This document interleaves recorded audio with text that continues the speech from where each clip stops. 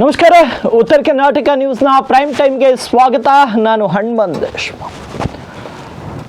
ವೀಕ್ಷಕರೇ, ಇತ್ತೀಚೆಗಷ್ಟೇ ಸೆಪ್ಟೆಂಬರ್ ಕ್ರಾಂತಿ ನಡೆಯಲಿದೆ ಅಂತ ಸ್ಫೋಟಕ ಹೇಳಿಕೆಯನ್ನ ನೀಡಿದಂತ ಸಹಕಾರ ಸಚಿವ KN ರಾಜಣ್ಣ ಈಗ ಮತ್ತೊಮ್ಮೆ ಸಿದ್ದರಾಮಯ್ಯನವ್ರದ್ದು ಒಂದು ಬಣ, DK ಶಿವಕುಮಾರ್ ಅವ್ರದ್ದು ಒಂದು ಬಣ, ಹೈಕಮಾಂಡ್ ಖರ್ಗೆ ಅವ್ರದ್ದು ಒಂದು ಬಣ ಅಂತ ಹೇಳಿಕೆ ಒಂದನ್ನ ಕೊಟ್ಟಿದ್ದಾರೆ.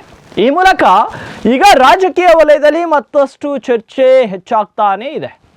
ಬೆಂಗಳೂರಿನಲ್ಲಿ ಖಾಸಗಿ ಮಾಧ್ಯಮದ ಪ್ರತಿನಿಧಿ ಜೊತೆ ಮಾತನಾಡುವಂತಹ ಸಂದರ್ಭದಲ್ಲಿ ಸಹಕಾರ ಸಚಿವ KN ರಾಜಣ್ಣ 4 MLCಗಳ ನಾಮನಿರ್ದೇಶನಕ್ಕೆ ರಾಜ್ಯ ಕಾಂಗ್ರೆಸ್ ಉಸ್ತುವಾರಿ ರಣದೀಪ್ ಸಿಂಗ್ ಸುರ್ಜೇವಾಲಾ ಮೂಲಕ ತಡೆ ಒಡ್ಡಿದ್ದೇ ಸಿಎಂ ಆಕ್ರೋಶಕ್ಕೆ ಕಾರಣ ಎಂಬ ಅರ್ಥದಲ್ಲಿ ಸಿಎಂ ಸಿದ್ದರಾಮಯ್ಯನವರ ಆಪ್ತ ಸಚಿವ KN ರಾಜಣ್ಣ ಹೇಳಿಕೆ ಒಂದನ್ನು ಕೊಟ್ಟಿದ್ದಾರೆ.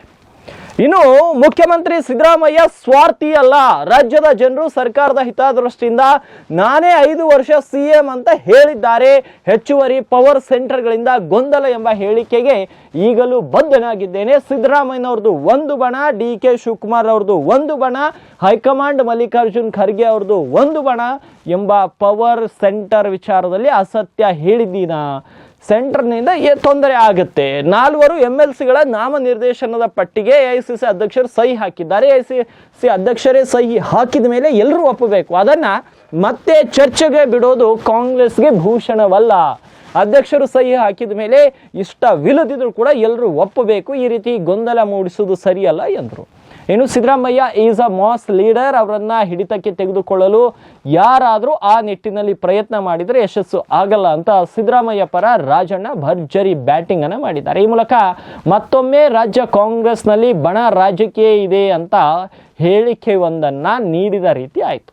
ಈಗ DK ಶಿವಕುಮಾರ್ ಕೂಡ ತಮ್ಮಷ್ಟಕ್ಕೆ ತಾವೇ ಪ್ರಯತ್ನಗಳನ್ನ, ತಮ್ಮಷ್ಟಕ್ಕೆ ತಾವೇ ಲಾಬಿಗಳನ್ನು, ತಮ್ಮಷ್ಟಕ್ಕೆ ತಾವೇ ಫ್ರೆಷರ್ ಹಾಕುವ ಕೆಲಸವನ್ನು ಹೈಕಮಾಂಡ್ ಮೇಲೆ ಮಾಡ್ತಾನೆ ಇದ್ದಾರೆ. ಏನಾದರೂ ಮಾಡಬೇಕು, ಈ ಸಲ CM ಆಗಬೇಕು. ಯಾಕಂದರೆ ಈ ಸಲ ಆಗಲಿಲ್ಲ ಅಂದರೆ ಮತ್ತೆ ಮುಂದಿನ ಚುನಾವಣೆಯಲ್ಲಿ ಜನ ನಮಗೆ ಬೆಂಬಲ ಕೊಡ್ತಾರೋ ಇಲ್ವೋ, BJP ಕಡೆ ವಾಲಿದ್ರೆ, JDS ಕಡೆ ವಾಲಿದ್ರೆ, ನಮ್ಮ ಸರ್ಕಾರ ಬರದೇ ಹೋದರೆ ಮತ್ತೆ ಅದೇ ವಿರೋಧ ಪಕ್ಷದಲ್ಲಿ ಇರಬೇಕಾಗತ್ತೆ. ಯಾಕೆ?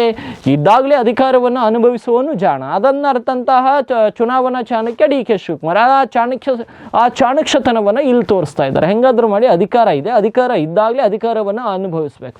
ಅಧಿಕಾರ ಹೋದ ಮೇಲೆ ಎಲ್ಲರನ್ನ ಮ್ಯಾನೇಜ್ ಮಾಡಿಕೊಂಡು ವಿರೋಧ ಪಕ್ಷದಲ್ಲಿ ಇರೋದ್ರಲ್ಲಿ ಮಜಾ ಇಲ್ಲ, ಕಿಕ್ಕಿಲ್ಲ. ಅದಕ್ಕಾಗಿ ಈಗಲೇ ಅನುಭವಿಸ್ಬೇಕು ಅನ್ನೋದು ಇವ್ರ ವಾದ. ಆದರೆ ಒಂದಷ್ಟು ಬಣ DK ಶಿವಕುಮಾರ್ ಅವರ ವಿರೋಧವಾಗಿರುವಂಥ ಬಣ ಏನು ಹೇಳುತ್ತೆ ಅಂದರೆ, ಸಿದ್ದರಾಮಯ್ಯನವರೇ CM ಇರಲಿ 5 ವರ್ಷ, Siddaramaiah strong leader, Siddaramaiah mass leader, ಅವ್ರಂಥವ್ರು ಉಳಿದ್ರೆ ಏನು ಲಾಸ್ ಕೂಡ ಇಲ್ಲ ಅನ್ನೋ ಒಂದು ವಾದ ಈ ಒಂದು ಬಣದ್ದು. ಹಾಗಾಗಿ ಈ 2 ಬಣಗಳ ನಡುವೆ ರಾಜ್ಯದ ಜನರು ಬಡವಾಗಿ ಹೋಗ್ತಾ ಇದ್ದಾರೆ. ಈಗ ಯಾವುದಾದ್ರೂ ಒಂದು ಜಗಳ ಇರಲಿ, ರಾಜಕೀಯವಾಗಿದ್ದರೆ ಅದು ರಾಜಕೀಯವಾಗಿ ಎದುರಿಸಬೇಕು, ಸೈದ್ಧಾಂತಿಕವಾಗಿದ್ದರೆ ಸೈದ್ಧಾಂತಿಕವಾಗಿ ಎದುರಿಸಬೇಕು. ಆದರೆ ಕಾಂಗ್ರೆಸ್ನ ಒಳಗಿನ ಜಗಳ ಅದು ರಾಜಕೀಯವಾಗಿಯೂ ಅಲ್ಲ, ಸೈದ್ಧಾಂತಿಕವಾಗಿಯೂ ಅಲ್ಲ, ಅದು ಒಂದು ಬೇರೆನೇ ರೀತಿ ಇದೆ. ಅದು ಊರು ಚಿಂತೆ ಮಾಡಿ ಮುಲ್ಲ ಸೊರ್ಗಿದ್ನಂತೆ. ಈ ಒಂದು ಗಾದೆ ಮಾತು ನಮ್ಮ ಉತ್ತರ ಕರ್ನಾಟಕ ಭಾಗದಲ್ಲಿ ಇದು ಭಾಳಷ್ಟು ಪಾಪ್ಯುಲರ್. ಈ ಉತ್ತರ ಕರ್ನಾಟಕ ಭಾಗದಲ್ಲಿ ಒಂದು ಪಾಪ್ಯುಲರ್ ಗಾದೆ ಏನಂದರೆ, ಊರು ಚಿಂತೆ ಮಾಡಿ ಮುಲ್ಲ ಸೊರಗಿದ್ನಂತೆ. ಈಗ ಕಾಂಗ್ರೆಸ್ನ ಆಂತರಿಕ ರಾಜಕಾರಣಗಳು ಕೂಡ ಹಾಗೆ.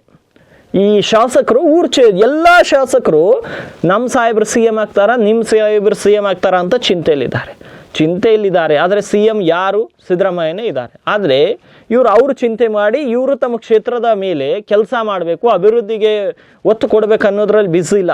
ಇಲ್ಲಿ ಇರುವಂಥ MLAಗಳು ಬೆಂಗಳೂರಲ್ಲಿ ನಮ್ಮ ಸಾಹೇಬ ಈ ವೀಕಲ್ ಅದು ಆಗ್ತಾರೆ, ಇವ್ರು ಇದಾಗ್ತಾರೆ ಅಂತ ಅಲ್ಲಿ ಡಿಸ್ಕಷನ್ಗೂ, ಅಲ್ಲಿರುವಂತಹ ಸಚಿವರುಗಳೆಲ್ಲ ದೆಹಲಿಗೆ ಹೋಗೋದು. ಅಂದರೆ ಒಟ್ಟಾರೆ ಆಡಳಿತ ವ್ಯವಸ್ಥೆಯಲ್ಲಿ ಕೆಲಸ ಮಾಡುವವರೇ ಇಲ್ಲದ ಹಾಗೆ ಪರಿಸ್ಥಿತ ರಾಜಕಾರಣ ಕಾಣಿಸ್ತಾ ಇದೆ.